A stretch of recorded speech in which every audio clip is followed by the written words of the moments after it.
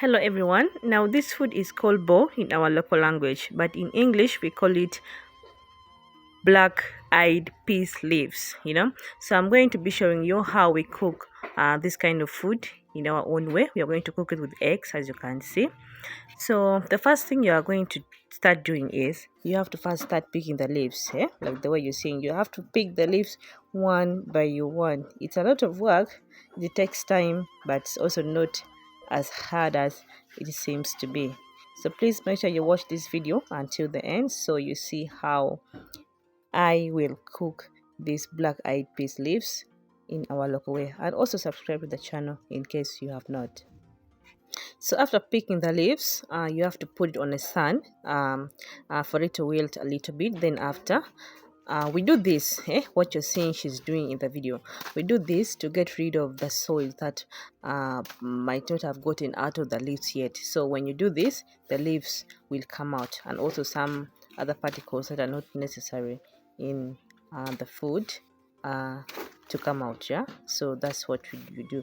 So you can put the leaves under the sun for some few minutes, but for my case it wasn't necessary as I got the ones that are already ready. It was already ready to be cooked, so there was no need of me putting it on the sun for it to wilt a little. So after getting all the soil particles away, what I'm putting on my water, inside the water, it's bicarbonate, right? Sodium bicarbonate. It's used as a catalyst to make the leaves cook faster. If you don't put, it's not going to cook, trust me. You either use this bicarbonate, the one in powder form, or the local ones that you always use, but for my case it was finished. So after that, we have to cut it. Cutting is optional. Most times you don't cut. Depends on yeah, it depends on how you want it, but for my case I prefer to cut it a little bit. So when the water is boiled, you now pour in the leaves. Yeah, you now pour in the leaves. You make it you wait for it to cook. It doesn't take that long, maybe 40 minutes the leaves will be ready. Yeah, it doesn't take much time, but you have to be stirring. Yeah, not so much though. You can see how it's now boiling, how it's getting cooked. One thing when I'm cooking my leaves, I always don't cover it. Some people say when you cover it the color changes, but for me I just don't cover it. I just leave it open like this until when it has fully cooked. Then yeah, I proceed with other steps. So these are the eggs that I'm going to be using. I bought 10 eggs, yeah, for this. Yeah, you can use more. It depends on how you want it to be, but the ones that I'm using, I think it's enough for this small size that I'm cooking. So when the greens is about to be cooked, when it's half cooked, you now pour in the salt. Yeah, and also some bit of salt inside the egg as you mix them together. Because if you don't pour sauce when the leaves are still cooking with the water, you don't have to pour it again. You must pour when it's still boiling on fire with the water. That's the right time to pour salt. So after, you make sure you drain all the water, as you wait to pour in the eggs. So you drain all the water inside the black-eyed leaf soup. So after draining the water, I'm now cutting my onions and also my tomatoes ready to be fried. So after draining the water, you now pour in the eggs inside. When it's still not on fire, you pour in the eggs and then you give it a proper mix. You give it a proper mix so all the eggs can enter inside the leaves. Yeah, all the eggs has to enter inside the leaves. You mix when not on fire, when it's down. So in another saucepan, I pour in my cooking oil. This is sunflower cooking oil that I'm using. So after pouring, you have to make it wait a little for it to heat up.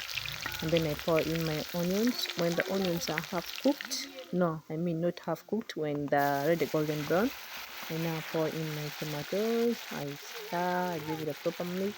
I wait for it to cook. When it has fully cooked, like completely cooked, when it's all soft, I now pour in my before pouring the sauce. We prefer to eat our food with chili. These are our local camlara, called camlara.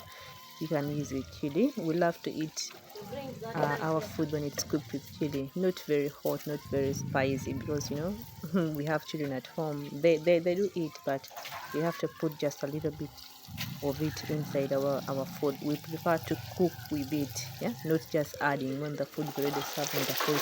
We prefer to put it inside the food that we have put, and then the greens that you have already poured the eggs, you now pour inside these onions and the tomatoes. Make sure the tomatoes are fully cooked. You now pour in the greens. You give it a proper mix. Let it mix, and you have to do it very fast. Eggs, once it touches cooking oil, so you have to mix it as fast as possible for the tomatoes, to all get inside the greens very fast before the eggs start gluing before the eggs start gluing together. So you mix it very fast. Once you see all the tomatoes have entered inside the leaves, you now leave it for some few minutes.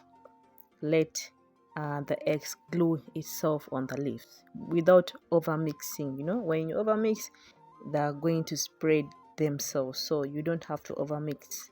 Yeah, so you wait for some few minutes for the eggs to glue itself on the eggs, then you give it a turn. You see, like I'm now doing. So with this, you don't use um the mingling stick that I was using, the spatula. So now I'm using a small spoon. You can use a serving spoon, but the saucepan was small, so I'm using a serving spoon to give it a proper mix. Yeah.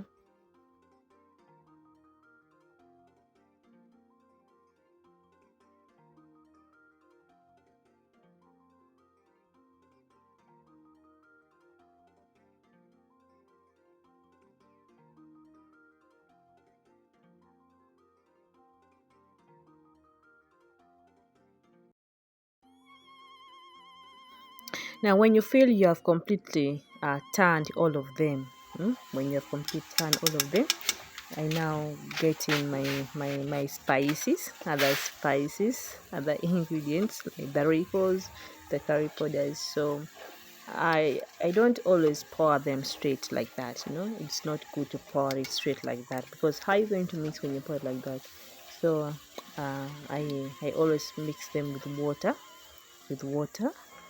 just a small amount of water, and then you pour it inside the food, and then you give it a turn, just not so much, not just a few times, for it to mix well, to get inside the food very well. You see, as I'm pouring just a small amount of water, and then you turn it a little bit, and then your food will be ready. So I'm going to eat my food with posho. Posho is maize flour, but you can eat it with potatoes, yeah, anything, but I prefer to eat with posho. Yeah.